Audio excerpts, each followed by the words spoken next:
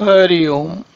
तो हमने पिछले सत्र में देखा कि भगवान राम और लक्ष्मण जी महर्षि विश्वामित्र के जागने पर वो पूजा करने जाएंगे। उनके लिए फूल लेने को निकले हैं।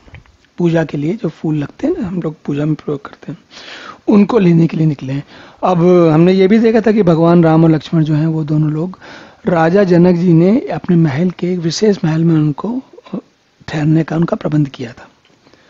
तो वहां से निकलकर अपने उस जहां पर विश्राम, जिस महल में विश्राम कर रहे थे, वहां से निकलकर भगवान और लक्ष्मण दोनों लोग राजा के बाग में गए और वहां का आनंद देख के बड़े प्रसन्न हुए।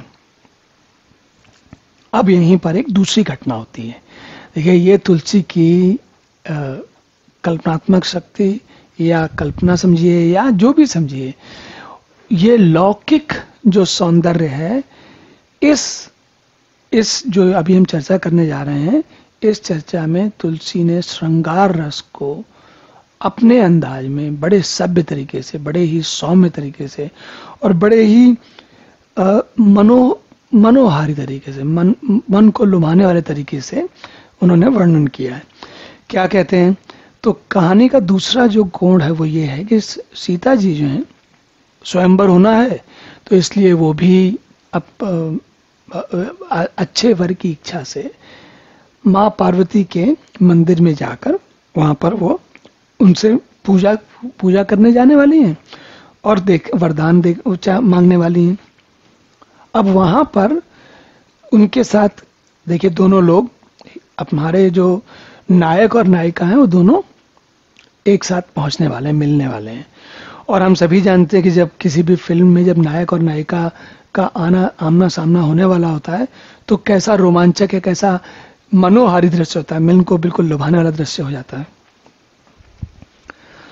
और हम लोगों ने बॉलीवुड की बहुत सारी फिल्मों में देखा है और हमारे जो बनाने वाले हैं उनके भी कलात्मकता का कोई जोड़ नहीं, बहुत अच्छा काम करते हैं। पर तुलसी क्या करते हैं, चलिए इसका आनंद लेते हैं। कहते हैं, चहु दिस चित है पूछ मालीगन, लगे दे लेन दल फूल मुदित मन, तही अवसर सीता तह आई, गिरजा पूजन जननी पठाई। अच्छा, तो ये लोग, उन्होंने क्या किया, सारे मालियों से पूछ लिया और प्रसन्न मन से थोड़े पुष्प लेने लगे। उसी समय सीता जी वहां पर आई। अब सीता जी स्वयं नहीं आई हैं राम से मिलने के लिए, उनकी माँ ने कहा कि तुम जाके पार्वती जी की पूजा करो और वो भवानी अगर प्रसन्न होंगी, पार्वती प्रसन्न होंगी तो तुम्हें भी अच्छा वर मिलेगा।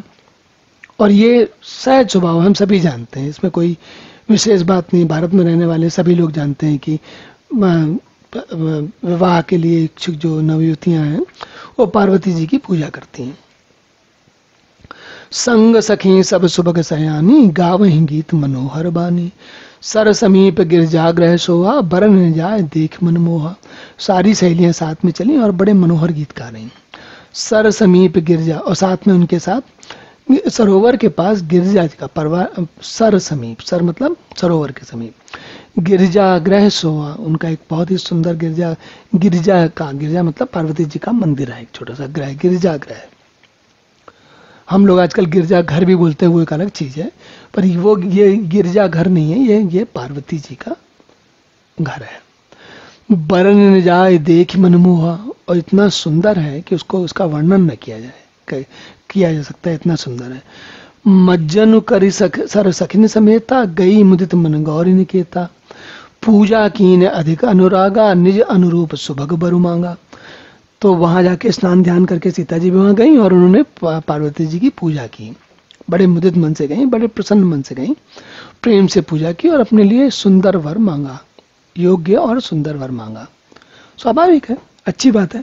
हम सभी चाहे लड़कियां हो चाहे लड़के हों, इस स्थिति में होने वाले सभी लोग यही सोचते हैं कि उनको जीवन साथी बड़ा सुंदर और योग्य और सब हमारे, जिसके साथ हमारा मेल बैठे हो, ऐसा साथी चाहते हैं। इनकी सखियों में से एक सखी ऐसी संग भी आई, गई रही देखन फुलवाई, तहीं दो बंद बिलो के जाए, प्रेम विवश सीता पही आई। अब देखिए, उनमें से सारी लड़कियां तो, जैसे सीता जी गई, मान लीजिए उनके साथ 12, 13, 15 या जितनी भी 5-6 लड़कियां और उनकी सखियां साथ में गई, उनमें से एक का मन मचल गया, वो अपना बाग तड़ाग भाई सीता जी पूजा कर रही हैं, सारी सखियां तो एक जैसा काम करेंगी नहीं, जाना चाहिए, लेकिन किसी किसी का मन जो अलग प्रकार का होता है। तो वो जो है बाग तड़ाग में थोड़ा देखने लगी, फूल उपवन देखने लगी, और वहां जो है उसको देख गए दोनों भाई। ते ही दो बंधु बिलो के जाए, उन्हें दोनों भाई दिख गए। और वो तो वहां ऐसी वो थंडर स्ट्रक हुई, thunderstruck, thunderbolted, thunderstruck, जैसे बिजली गिर जाती है उनके उसके ऊपर, वैसे ही हालत हो गई उसकी। और वो प्रेम विवश, उसने देखा इतने सुंदर राजकुमार हैं, तो स्वाभाविक है मन में व्यक्ति क्या आता है, उतने सुंदर दिखे। हम नहीं कह सकते कि उसके मन में क्या विचार है भी, लेकिन जब कोई बहुत अचानक कोई बहुत ही सुंदर दृश्य दिखता है तो हम क्या करते हैं, हम सभी को, अपने मित्रों को, अपने आसपास वालों को तुरंत बताते हैं, देखो देखो कितना सुंदर इंद्रधनुष निकला है, या कितना सुंदर पर्वत है, या कितना मनोरम दृश्य है, कुछ भी जो दिख जाए। और अगर कहीं दो नवयुवक दिख जाएं जो कि बहुत ही सुंदर दिख रहे हो, और कोई दूसरी नवयुवती हो या सामान्य व्यक्ति भी हो, तो स्वाभाविक है वो अपने मित्रों से बताएगा। तासु दशा देखी सकिन पुलक गात जलुनैन, कौ कारण हरस कर पूछे सब मृदुमैन।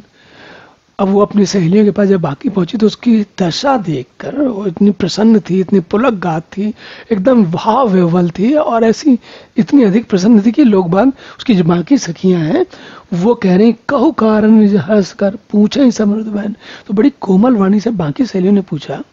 अच्छा, उसकी मन स्थिति देख के सोच के देखिए, अब देखिए तुलसी का आनंद देखिए, कह रहे हैं कि कोमल सब मृदुबैन, मृदुबैन मतलब कोमल वाणी से पूछ रही हूं, और कह रही अपने हर्ष का कारण बताओ, तुम क्यों इतनी प्रसन्न हो गई हो। अब तुलसी का आनंद देखिए, कह रहे हैं मृदुबैन, उन्होंने मृदु जोड़ दिया। स्वाभाविक है मृदुबैन ही होगा, ऐसा तो होगा नहीं कि 6 लोग या 10 लोग हैं, एक कोई उनकी सखी अलग चली गई, लौट के आई बड़ी प्रसन्न है, तो कुछ चिल्ला के या डांट के तो पूछेंगे नहीं, मृदुवाणी में पूछेंगे, भाई तुम इतनी प्रसन्न क्यों, क्या क्या हुआ, बताओ तो सही, क्या बात हुई, क्या बात है, इतनी प्रसन्न क्यों हो। और मेरे लिए वो अभिनय करना संभव नहीं है, लेकिन लड़कियां या वैसी आवाज निकालना भी संभव नहीं है, लेकिन नव युवतियां आपस में इस प्रकार की बात कैसे करती हैं, वो उसका हम सभी को अनुभव है, हम जानते हैं कैसा लगता है। देखन बाग को और दुई आए, बै किशोर सब भांति सुहाए, और श्याम गौर किम कहाँ बखानी, गिरा अनयन नयन बिनुवानी। आहा, ये जो गिरा अनयन नयन बिनुवानी, ये भी बड़ा बहुत ही प्रसिद्ध चौपाई है, और आप संभवतः आपने सामान्य जगत में भी सुनी होगी कहीं ना कहीं, क्योंकि ये एक विशेष चौपाई है। अब जरा थोड़ा इस पर भी पहुंचते हैं, लेकिन उसके पहले जरा हालत देखते हैं। उनकी बात सुन के सारी सहेलियां जो है, देखन बाग बोले कि 2 लोग कोई और राजकुमार आए हुए हैं, किशोर अवस्था के हैं, सब प्रकार से सुंदर हैं, सांवले और गोरे रंग के हैं, और उनके सौंदर्य को मैं कैसे बखान करूं। कहते हैं वाणी जो है वो बिना नेत्र की है, और नेत्रों के वाणी नहीं है। ये जो बड़ा ये गिरा अनयन नयन बिनुवानी है, ये आप समझ लीजिए इतना प्रसिद्ध चौपाई है कि इसका लोगों ने, हमारे तुलसी ने तो तब लिखा था, हमारे साहित्यकारों ने इसका प्रयोग न जाने कितने प्रकार से और कितनी जगह किया है। यहाँ तक कि मुझे याद आता है कि एक बड़ी प्रसिद्ध लेखिका रही हैं शिवानी करके, गौरा पंत, उन्होंने तो इसका प्रयोग करके एक पूरी कहानी लिख डाली थी, गिरा अनयन नयन बिनुवानी की। अब जरा थोड़ा इसका अर्थ समझते हैं। तो क्या होता है, गिरा अनयन, जो बहुत जो चीज आंखों से दिखती है, जो चीज आंखों, वाणी जो है उसके नेत्र नहीं है, मतलब वाणी को दिखता नहीं, और नेत्रों की वाणी नहीं होती। अब आप सोचेंगे ये कहने की जरूरत क्या है भाई, सबको पता है, नेत्र देखने के लिए, वाणी बोलने के लिए। लेकिन विशेष बात यहां पर यह है कि जो कुछ वाणी कहना चाहती है, जो नेत्रों को दिख रहा है उसको वाणी कह नहीं पा रही, और जो कहने की इच्छा है उससे बहुत कुछ आगे दिख गया। तो जो नेत्रों को जो दिखा है, उनके लिए अब शब्द नहीं है हमारे पास। वाणी नहीं का अर्थ यहां पर है शब्द नहीं है। और जो वाणी आप जो दोनों का अर्थ एक ही बात है कि इतने हतप्रभ हो गए, इतने असमंजस में हो गए, बिल्कुल कहते हैं ना कि हम जब कभी कभी कोई ऐसा दृश्य दिख जाता है तो कुछ मुंह से निकलता ही नहीं है। वही स्थिति उस सखी की हुई। वो कह रही है, कहती है, सुन हरसी सब सखी बयानी, से अति उत्कंठा जानी। एक कहे नृप सुतते आली, सुन जे मुनि संग आए काली। अब स्वाभाविक बात है कि भाई सीता जी साथ में चल रहे हैं, उनके मन में भी उत्कंठा हुई कि ऐसे कौन क्या आ गए कि उनके बारे में ये कुछ बता ही नहीं पा रहे हैं। एकदम सटपटाए हो गई, बिल्कुल आवाज ही नहीं निकल रही, कुछ एकदम वाणी खो गई है, नेत्र बिल्कुल विस्फारित हो गए, समझ में नहीं आ रहा कि ऐसा क्या हो गया। भाई स्वाभाविक बात है, और सीता जी की सखी है तो वो भी जो है सीता जी को भी उत्कंठा हुई। और जब इनकी उत्कंठा हुई तो सारी से सी अति उत्कंठा जानी। तो जब सारी माँ की सखियां थी उनको भी बहुत अच्छा लगा, उनको भी बहुत उत्कंठा हुई, उनको समझ में आया कि राजकुमारी को बहुत पसंद आई बात ये। तो कहती हैं, एक कहने लगी, एक कहे नृपसुत्ते आली, एक ने कहा कि ये राजा के राजकुमार हैं, ये साधारण मनुष्य नहीं है, हमारे आपके जैसे नहीं है, ये राजकुमार हैं। अब ये राजकुमार कहने का अर्थ क्या कि राजकुमार है तो भाई राजकुमार का तो राजकुमारी से मेल बैठेगा, और वो राजकुमारी कौन है? सीता जी हैं। तो बिल्कुल अब देखिए पूरा का पूरा प्रबंध हो गया है दोनों लोगों के मन में। प्रभु तो राम है, उनके बारे में क्या कहा, भवानी भी भवानी है, ऐसी बात नहीं। सीता जी जो है वो कोई कम थोड़ी है, सीता जी साक्षात लक्ष्मी, तो वो भी कौन सी कम है। लेकिन फिर भी चरित्र देखिए, जो कामदेव नारद को नहीं हिला पाया, जिस कामदेव को शिव जी ने दिला दिया, उनका अनुभव भगवान राम अपने चरित्र में दिखला रहे हैं कि देखो चरित्र है, तो चरित्र में वो भी दिखला रहे हैं।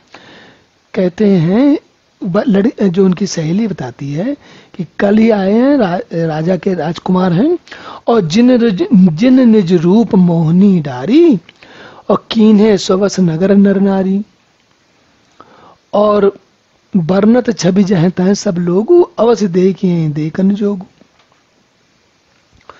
तो उसने कहा कि भाई ये तो वही दोनों राजकुमार हैं जो कि कल जिन्होंने नगर में आए थे, जिनके बारे में लोग चर्चा कर रहे थे, और कह रहे हैं कि पूरा का पूरा नगर है, उन्हें अपने रूप की मोहिनी डालकर वश में कर लिया है। ये मोहिनी शब्द जो है बड़ा आनंददायी नाम है। मोहिनी का अर्थ होता है जो मोह ले, और मोह ले का क्या अर्थ होता है?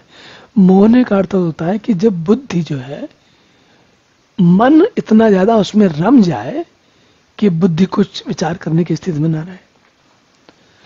तो कहते हैं कि सब लोग उन्हीं के बारे में बात कर रहे हैं, सहेली ने बताया, और उनको तो जरूर देखना चाहिए, क्योंकि उनके ऐसा जब पूरा नगर बात कर रहा है, हमारे तक भी सूचना पहुंची, हम लोग जा नहीं पाए, अब वो साक्षात सामने कहीं आ गए तो फिर तो देखना चाहिए। तो वो लोग भी बड़े जोर से ललचा गए कि चलो बाकी लोग भी कहें, उनकी बाकी सहेलियों ने भी कहा देखना चाहिए। तासु वचन अतिशय यही सुहाने, दरस लाग लोचन अकुलाने, चलिए अग्र करी प्रिय से किसोई, प्रीति पुरातन लखई न कोई। अब देखिए तुलसी का आनंद देखिए, तुलसी कितने प्यार से श्रृंगार रस का कितने मनोरम रूप में लिख रहे हैं। देखिए इसका निर्मल आनंद है, ये जो कुछ चल रहा है इसमें कहीं कोई हम वो नहीं ढूंढ पाएंगे कितने, जिससे कि आपको लगे कि भाई कहीं कुछ ओछी बात हो गई हो। बिल्कुल एकदम सजी संवरी सधी हुई बात है। तो कहते हैं तासु वचन अतिशय यही सुहाने, दरस लाग लोचन अकुलाने। उनकी बात सुन के सीता जी के को अच्छी लगी, और उनको भी दर्शन होने की इच्छा हुई। किसके दर्शन की? भगवान की। और कहते हैं चली अग्र करी प्रिय सखी सोई, वो अपनी सखियों को आगे कर दिया उन्होंने, और वो पीछे चल रही हैं सीता जी। उसी प्यारी सखी को जिसने बताया था उसी को उन्होंने कहा कि आगे करा, और आगे चल रही। सीता जी पीछे चल रहे हैं। अब यहाँ देखिए क्या संकेत है, कितना कितना मनोहर संकेत है। कहते हैं प्रीति पुरातन लखई न कोई। अब सीता जी साक्षात लक्ष्मी है, नारायण और लक्ष्मी तो दोनों एक दूसरे के, उनकी तो पुरानी प्रीति है। तो सीता जी को कोई ऐसा थोड़ी कि उनको कोई समस्या है कहीं उनको वो जानती नहीं, सब जानते हैं, सब लोग जानते हैं। और वो उन्होंने जानबूझ के सखी को आगे कर दिया ताकि लोगों को पता ना चले कि हमारी पुरानी प्रीति है, हमारे ही प्रिय हैं जो यहाँ सामने आए हैं। कैसा आनंद है। फिर कहते हैं सुमिरसी नारद वचन उपजी प्रीति पुनीत, चकित विलोकते सकल दिश जन से सुमृगी सबीत। भाई देखिए, और उनको भी नारद जी के वचनों का स्मरण हो गया, क्योंकि नारद जी ने उनको भी बताया था कि भाई तुम्हारी जो है कोई बहुत ही सुंदर राजकुमार होंगे, उनसे तुम्हारा विवाह होगा। तो सीता जी के मन में भी बड़ी पवित्र प्रीति। अब वो यहाँ पर ये थोड़ा देखिए, हम लोग कई बार सोचते हैं कि जब नारायण और लक्ष्मी हमेशा से, लक्ष्मी नारायण हमेशा साथ में रहते हैं, तो फिर ये अलग अलग बीच में क्यों है? जैसे यहाँ पर क्या है, ये लक्ष्मी जी यहाँ है और नारायण वहाँ है, ऐसा क्यों हो रहा है? तो लक्ष्मी नारायण तो वहां पर जैसे के तैसे हैं और अवतार लिया उन्होंने। पहली बात तो ये समझे हम लोग। दूसरी बात ये कि लक्ष्मी जी भी जो है वो कल्प के आरंभ में, आरंभ से नहीं रहती भगवान के साथ। वो तो जब समुद्र मंथन होता है तब निकल के आती और फिर प्रलय के समय चली जाती हैं। तो नारायण जब जो ईश्वर का रूप धारण करते हैं तब लक्ष्मी उनके साथ आती हैं। और इसको अगर दूसरे शब्दों में देखें, दूसरे अर्थों में देखें, तो परब्रह्म परमात्मा जब जगत की रचना करते हैं, पुरुष जब प्रकृति की रचना करते हैं, तो प्रकृति थोड़ी देर के लिए आती है और फिर जब कल खत्म होता है, परम ब्रह्म परमात्मा तो जब जगत है तब भी है और जगत नहीं है तब भी है। इसी प्रकार नारायण तो सदा है, लक्ष्मी जी भी है सदा वो भी, लेकिन प्रकट लक्ष्यामिति लक्ष्मी, वो लक्ष्य बीच बीच में ही होती हैं, हमेशा नहीं लक्ष्य होती। तो क्या कहते हैं कि वो लक्ष्मी जी नारद जी के वचन को स्मरण करके सीता जी के मन में पवित्र प्रीति उत्पन्न हुई और वे चकित होकर सब और इस तरह देख रही मानो डरी हुई मृगछौनी इधर उधर देख रही हो। तो वो चकित होकर देख रही हैं कि उनको लग रहा है कि अब ये सीता जी जैसे चकित हो रही है, तो मुझे तो ऐसा लगता है कि जब अमृत मंथन या समुद्र मंथन होता है तब भी जी लक्ष्मी ऐसे ही निकलती होंगी चकित होकर कि भाई अब नारायण मिलेंगे। तो आगे देखते हैं हम लोग। कंकन किंकिन नूपुर धुनि सुनी, कहत लखन सनु राम हृदय गुनी, मानहु मदन दुंदुभी दीनी, मनसा विश्व विजय कह कीनी। अब देखिए कितना सुंदर आनंद है तुलसी के शब्दों का, और कैसे वो भगवान को जो कि मनुष्य रूप में चरित्र कर रहे हैं, कैसे वो भगवान के मन में कैसे भाव आ रहे हैं उसका आनंद देते हैं। कहते हैं हाथों के कड़े, करधनी और पाजेब, ये शब्द सुनकर, इनकी जब ध्वनि सुनाई देती है, तो किसी को पता चल जाता है कि भाई कुछ महिलाएं या लड़कियां, और अगर कई होते हैं एक साथ तो उनकी अलग ध्वनि आती है, एक होती है तो अलग ध्वनि आती है। और ये कई बार कहा जाता है, जैसे हमारे भारत में अभी भी लगभग आज के समय में भी शायद संभवतः परंपरा होगी कि जब नव युवतियां होती हैं तो पायल, कंकण ये सब पहनती हैं, और विशेषकर जो विवाहित युवतियां होती हैं उनके तो पायल और करधनी और ये जब सब चीजें होती हैं ये आवाज करती चलती हैं, और उस आवाज से घर के सारे सदस्य लोगों को, विशेषकर वयस्कों को पता चल जाता है कि भाई नववधु है, आ रही है, जा रही है, जिससे कि कोई अशोभनीय स्थिति न उत्पन्न हो जाए। तो वहां वो तो घरों की बात है, पर बाग में, उपवन में जहां पर भगवान राम हैं, उनको जब ये ध्वनि सुनाई दी तो समझ गए कि कोई महिलाएं आ रही हैं, कुछ लोग आ रही हैं। अब ये जो बात है ये क्या है? तुलसी कह रहे हैं मानव मदन दुंदुभी दीनी, मनसा विश्व विजय कह कीनी। कहते हैं कि ऐसा लगता है कि कामदेव ने, मदन मतलब कामदेव, उन्होंने विश्व विजय के लिए दुंदुभी बजाई। यही भी ये दुंदुभी वो वाली नहीं है जिसमें कि युद्ध होता है। ये दुंदुभी कौन सी है कि कामदेव अनंग उनका प्रभाव फैलने वाला है, और उन्होंने विश्व को जीतने के लिए संकल्प करके डंके पर, और जो होता है ना बड़ा जोर से डंके की चोट होती है जिसमें धम करके बड़ी तेज आवाज होती है तो पूरा आसपास समूह हिल जाता है, तो वैसा ही उन्होंने, ऐसा लग रहा है कि उन्होंने डंके पर चोट मारी है, तो दूर दूर तक पता लग जाए कि भाई कुछ होने वाला है। अस कई फिर चित ए तई हो रहा सिय मुख ससी भय नयन चकोरा, भय विलोचन चारु अचंचल मनहु सकुच निमित्त जे दिगंचल। ऐसा कहकर रामचंद्र जी ने, उन्होंने कहा कि भाई किसी ने, देखिए यहां पर ये कह रहे हैं और राम जी लक्ष्मण जी से कहते हैं कि क्या कहते हैं कि कामदेव ने विश्व को जीतने, मतलब इतना सुंदर दृश्य है कि ऐसा राम भगवान कह रहे हैं लक्ष्मण से कि भाई ये कामदेव ने विश्व को जीतने का संकल्प करके डंके पर चोट मारे। ऐसा कह के उन्होंने, राम जी ने फिर दूसरी तरफ देखा, किस तरफ देखा, जहां पर कि सीता जी थी। अस कई फिर चित ए थे ओरा सी मुख ससी भय नयन चकोरा, वहां तो सीता जी थी और सीता जी के लिए, सीता जी के मुख रूपी चंद्रमा को निहारने के लिए भगवान राम के नेत्र जो है चकोर बन गए, सुंदर नेत्र स्थिर हो गए, टकटकी लग गई, मानो निमि, जनक जी के पूर्वज जिनका ने लड़की दामाद के प्रसंग को देखना उचित नहीं है, इस भाव से सकुचाकर पलकें छोड़ दी। अब ये जो ये देखिए कितना आनंद है कि जो निमि जो है वो जनक जी के पूर्वज हैं, और वो जो हैं वो उनका नाम लेके तुलसी क्या कह रहे हैं कि आंखें जो हैं वो खुली की खुली रह गई। निमि उनका नाम है, जो कि पलकों को झपकने के लिए निमिक बोलते हैं, निमिष्ठ मात्र बोलते हैं ना, बहुत ही छोटा समय का अंतरा जो होता है, उसके लिए ये कहते हैं कि उन्होंने जो, भाई देखिए वो कौन है, वो भगवान राम जो है उनके दामाद होने वाले हैं और सीता जी उनकी लड़की हैं, तो भाई वयस्क होने के नाते उनका इनको देखना ठीक नहीं है, तो वो कह रहे हैं कि वो रुक गए कहीं। कौन रुक गए? आंखों की पलकों का जो झपकना है उस क्रिया, वो क्रिया जनक के पूर्वज का नाम है निमि, और यहाँ पर जो आंखों के पलकने की झपकने की क्रिया है उसको भी निमि कह रहे हैं। तो कह रहे हैं कि वो निमि रुक गई, मतलब आंखें पलक झपकने से रुक गई। क्यों रुक गई? क्योंकि ऐसा लगता है कि जो पूर्वज कोई होंगे, तो उन्होंने कहा, जो जनक जी के पूर्वज कोई हैं, वो अब ठिठक गए, रुक गए कि भाई ऐसा दृश्य जो है बच्चों के बीच में व्यवधान नहीं करना चाहिए।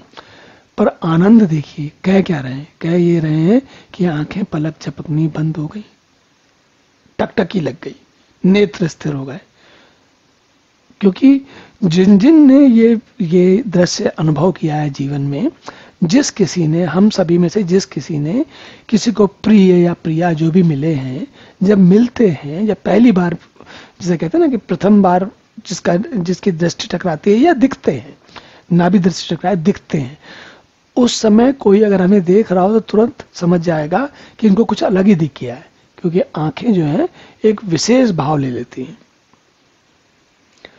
तो अब ये तुलसी के सौंदर्य रस का, श्रृंगार रस का आनंद है। हमने कहा ना कि तुलसी ने महाकाव्य लिखा है, सारे रस हैं। अब यहां पर श्रृंगार रस का आनंद लीजिए। देख सी ये शोभा सुख पावा, हृदय सराहत बचन न आवा, जन विरंच सब निज निपुनाई, बिरच विश्व कहाँ प्रकट दिखाई। सीता जी की शोभा देखकर श्री राम जी ने बड़ा सुख पाया, हृदय में सराहना करते हैं। जन विरंच सब निज निपुनाई, जैसा लगता है कि विधाता जो है उन्होंने अपनी सारी निपुणता लगा के रच विश्व कहे प्रकट दिखाई, जो कुछ भी है संसार को प्रकट कर दिया उन्होंने। ये बात हम लोग कहते हैं ना कि कभी आपने सुना होगा, आजकल के समय में कहते हैं कि विधाता ने उनको अलग से बनाया, अलग से गढ़ा है। कहते हैं ना कि अकेला बनाया है संसार में, इतना सुंदर बनाया है। तो वैसे ही विधाता ने सीता जी को बनाया और श्री राम जी ने बड़ा सुख पाया है। उनके मुख से वचन नहीं निकल रहे, हृदय में भी सराहना कर रहे हैं इत्यादि। तो उनको कामदेव का, अब प्रभु हैं, हमें हमेशा सदा याद रखना चाहिए कि प्रभु तो प्रभु हैं, उनको तो जो जैसा चरित्र करना है, मनुष्य को जो दिखाना है वो दिखा रहे हैं, लेकिन जो दिखा रहे हैं उसमें आनंद बहुत है। सुंदरता कहूं सुंदर करई, छवि ग्रह दीप से काजन बरई। सब उपमा कवि रहे जुठारी, कहीं कहीं पट तरौ विदेह कुमारी।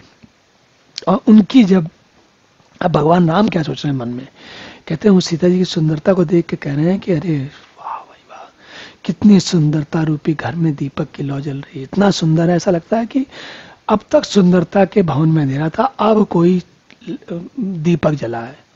और सीता जी का जो रूप है वो सुंदरता का दीपक है, सुंदरता रूपी दीप शिखा को जगमगा चुका है, पहले से भी सुंदर हो गया। और कह रहे हैं कि सारी उपमाओं को कवियों ने झूठा कर दिया। उन्होंने कहा कि उनकी सब बातों को जो लोग जो कुछ कह रहे थे उनको कुछ पता नहीं था। मैं जनक नंदन, भगवान राम कह सोच रहे हैं मन में, मैं जनक नंदिनी सीता जी की किससे उपमा दूं। अब प्रभु हैं, प्रभु का आनंद है, वो क्या कहें, वो तो फिर उन्हीं का आनंद है। तो आगे क्या कहते हैं, कहते हैं कि सिय शोभा है बरन प्रभु, आपन दशा विचार, बोले सुचि मन अनुज सन, बचन समय अनुहार। अब सीता जी की शोभा का वर्णन किया, दशा को विचार किया, अपनी दशा का विचार करके प्रभु श्री रामचंद्र जी पवित्र मन से अपने छोटे भाई लक्ष्मण से समय अनुकूल बोले, अरे भाई समय के हिसाब से अपनी दशा तो उनकी हो गई, उनको तो अनंग ने घेर लिया चारों तरफ चरित्र में। प्रभु क्षमा करना, भगवान पर कोई माया नहीं व्याप्ति, ये हम मनुष्य हैं जो हम समझने में गलती करते हैं। लेकिन जो माया वो चरित्र कर रहे हैं उसमें देखते हैं, कहते हैं कि अपने छोटे भाई से लक्ष्मण समयानुकूल वचन बोले। क्या कहते हैं, तात जनक तनयाय सोई, धनुष यज्ञ जय कारण होई। हाँ, तो देखिए थोड़ा सा बात को संभाल भी रहे हैं। कहते हैं भाई, छोटे भाई अनुज लक्ष्मण, ये वही कन्या है जिसके लिए धनुष यज्ञ हो रहा है, और सखियां इसको गौरी पूजन के लिए लेके आई हैं। ये फुलवाड़ी में प्रकाश करते हुए फिर रही है, लेकिन उनसे भी रहा नहीं है। भाई, छोटे भाई से भी कहा तो भी मुंह से बात निकल गई। क्या निकल गई कि फुलवाड़ी में करत प्रकाश से फिर रही फुलवाड़ी। अब जब तक मन इतना प्रसन्न नहीं हो तो मन से ऐसे कहीं उद्गार निकलते हैं। जासु बिलो की अलौकिक शोभा, सहज पुनीत मोर मन शोभा। भगवान राम भी कितने निश्चल हैं, कितने प्रेम से कह रहे हैं। कहते हैं जिसकी अलौकिक सुंदरता को देखकर स्वभाव से ही पवित्र मेरा मन जो संयम में रहता है वो क्षुब्ध हो रहा है। और उसके बाद आगे जो कहते हैं वो सुन के तो आपको और ही आनंद आएगा। कहते हैं सो सब कारण जान विधाता, फर्क ही सुबद अंग सुन भ्राता। कह रहे हैं कि स्वाभाविक मन जो शरीर है उसमें दाहिने अंगनों में अपने आप स्फुरण होने लगा।